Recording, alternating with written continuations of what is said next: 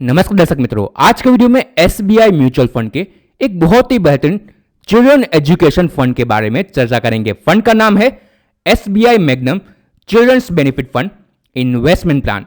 दोस्तों, तकरीबन 8 महीने पहले भी हमने इस पे डिटेल में वीडियो आपके लिए बनाया था और पिछले 8 महीने के अंदर ही फंड ने आपको 56+ का रिटर्न बना के दिया है। और यहां से भी अगर आप अपने बच्चों के एजुकेशन के लिए निवेश करना चाहते हैं, आने वाले 5, 10, 15 सालों के लिए अगर आपको निवेश करना है, तो ये एक बहुत ही बेहतरीन फंड है जिसमें आप निवेश कर सकते हैं। तो वीडियो में हम इस फंड के इन्वेस्टमेंट अप्रोच के बारे में जानकारी प्राप्त करेंगे, फंड के करंट पोर्टफोलियो के बारे में चर्चा करेंगे, फंड मैनेजर के बारे में भी चर्चा करेंगे और वीडियो के अंत में कैसे एसआईपी के माध्यम से आप आने वाले 10-15 सालों के अंदर एक बहुत बड़ा एजुकेशन फंड बना सकते हैं अपने बच्चों के लिए, उसके बारे में भी समझने की कोशिश करेंगे।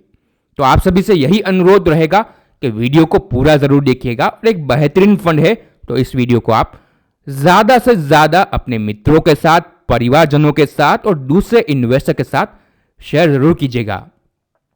दोस्तों, अगर आप देखें भारत में और विदेशों में हर जगह एजुकेशन का इन्फ्लेशन नॉर्मल इन्फ्लेशन से ज्यादा है।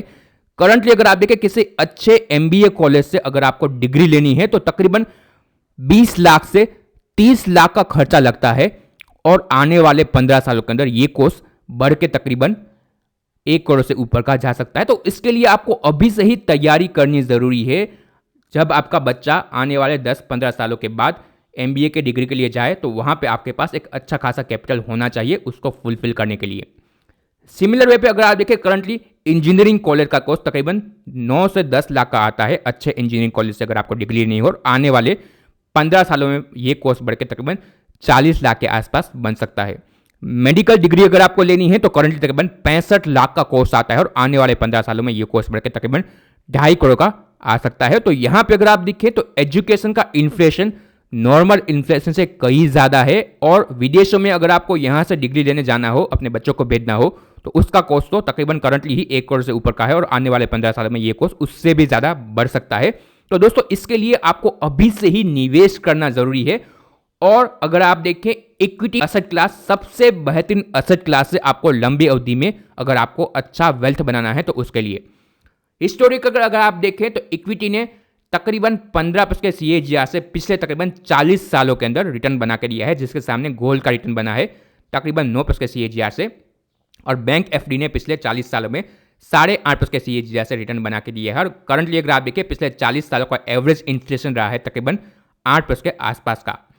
और अगर आप देखें करंटली एफडी के रेट भी कम होते जा रहे हैं। कई सारे इन्वेस्टर अभी भी अपने बच्चों के लिए बैंक एफडी करते हैं, कई सारे इन्वेस्टर बच्चों के एजुकेशन के लिए इंश्योरेंस लेते हैं और वहां पे आपको वो रिटर्न नहीं मिलने वाला है जो आपके इन्फ्लेशन को बीट कर सके, एजुकेशन इन्फ्लेशन को जो ओवरकम कर सके। ऐसा रिटर्न आपको इंश्योरेंस प्रोडक्ट में या बैंक एफडी में नहीं मिल सकता है। और आपको लंबी अवधि के अपने बच्चों के एजुकेशन के लिए म्यूचुअल फंड एसआईपी में या तो इक्विटी में ही निवेश करना बहुत ही ज़्यादा ज़रूरी है ताकि आप अपने बच्चों के एजुकेशन के समय पे एक अच्छा खासा कैपिटल जनरेट कर पाए।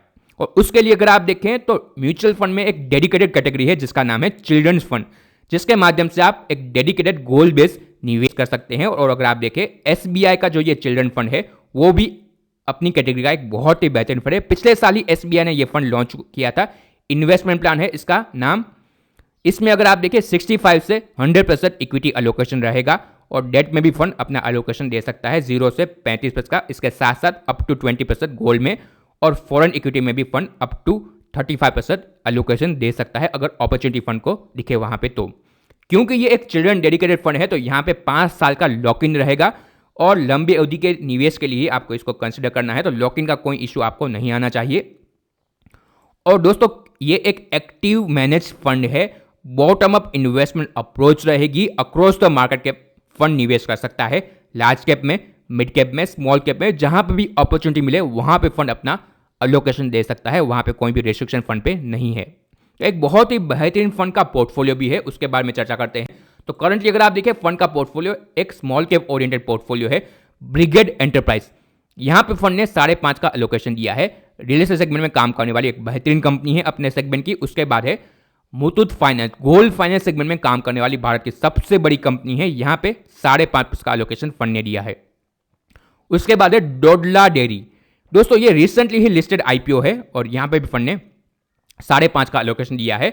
जनरली ये फंड करंटली जो आईपीओ आ रहे हैं वहाँ पे एज अ एंकर इन्वेस्टर निवेश करता है ताकि वहाँ पे एक अच्छा अल्फा फंड में बनाया जा सके, क्योंकि फंड का एम छोटा है तो आईपीओ में उनको एक अच्छा खासा एलोकेशन भी मिल सकता है और उसमें अगर आप देखिए एक अच्छा खासा अल्फा भी बनाया जा सकता है।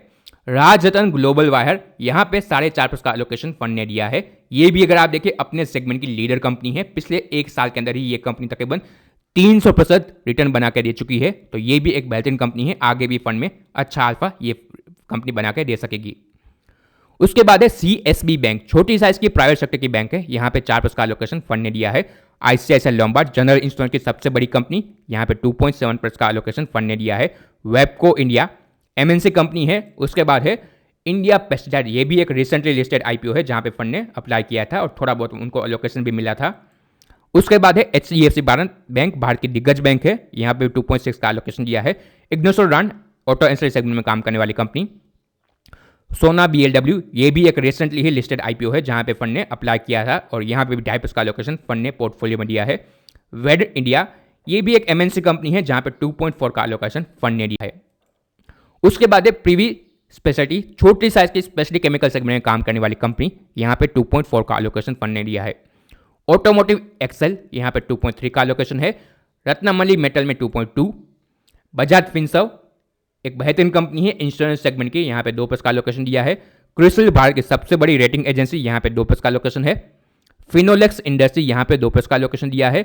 भारती एयरटेल में भी 2% का एलोकेशन फंड ने दिया है। रिलैक्सो फुटवेयर में भी 1.8 का एलोकेशन फंड ने दिया है। गरवार टेक्निकल फाइबर, बेहतरीन कंपनी है स्मॉल कैप सेगमेंट की, बट अपने सेगमेंट की लीडर कंपनी है, यहाँ पे भी 1.8 का एलोकेशन फंड ने दिया है। डेविस लेबोरेटरी एक लार्ज कैप एपीआई बनाने वाली कंपनी, यहाँ पे 1.6 का एलोकेशन फंड ने दिया है। वी मार्ट में 1.6 और ग्लैंड फार्मा में 1.6 का एलोकेशन फंड ने दिया है। तो दोस्तों अगर आप देखें फंड ने कई सारी स्मॉल कैप कंपनी में एलोकेशन दिया है। कई सारे जो रिसेंटली आईपीओ आए थे वहां पे भी फंड ने as a anchor investor apply किया था और वहां पे भी फंड ने एक अच्छा खासा एलोकेशन दिया है, तो उसका फायदा भी आपको फंड के एनएवी में दिख रहा है। पिछले एक साल के अंदर ही इस फंड का एनएवी 90% जंप किया है, तो एक बहुत ही बड़ा अल्फा फंड ने पिछले एक साल में बना के दिया है और आगे भी ये फंड इसी प्रकार से स्मॉल कैप में निवेश करके एक बड़ा अल्फा आपको बना के दे सकता है। फंड का ईएम भी छोटा है तो इसको मैनेज करना भी ईजी रहता है फंड मैनेजर के लिए। और चर्चा करें इस फंड के बारे में तो इक्विटी में अभी भी 73% का एलोकेशन है, तो 73% के एलोकेशन में फंड ने आपको 90% का अल्फा बना के दिया है। नंबर ऑफ स्टॉक है 29, तो एक कॉन्सेंट्रेटेड पोर्टफोलियो है। टॉप 10 कंपनी में एलोकेशन है 41% का, लार्ज कैप में 21, मिड कैप में तकरीबन 8 और स्मॉल कैप में 34% का एलोकेशन फंड ने करंटली दिया है। सेक्टर वाइज चर्चा करें तो फाइनेंशियल सर्विस में ज्यादा एलोकेशन है 21% का, ऑटोमोबाइल में 12, कंज्यूमर गुड में तकरीबन 10, इंडस्ट्रियल मैन्युफैक्चरिंग में 8% का एलोकेशन है, कंस्ट्रक्शन में भी 5.5 का एलोकेशन दिया है। Large cap, mid cap, small cap में एलोकेशन है। इसके अलावा सॉवरेन सिक्योरिटी में भी और डबल ए पेपर में भी एलोकेशन है और करंटली फंड के पास तकरीबन 19% का कैश भी है। तो यहाँ पे जो नए आईपीओ आ रहे हैं वहाँ पे भी fund as a anchor investor apply कर सकता है और वहाँ पे कुछ आईपीओ में इनको एलोकेशन भी मिल सकता है।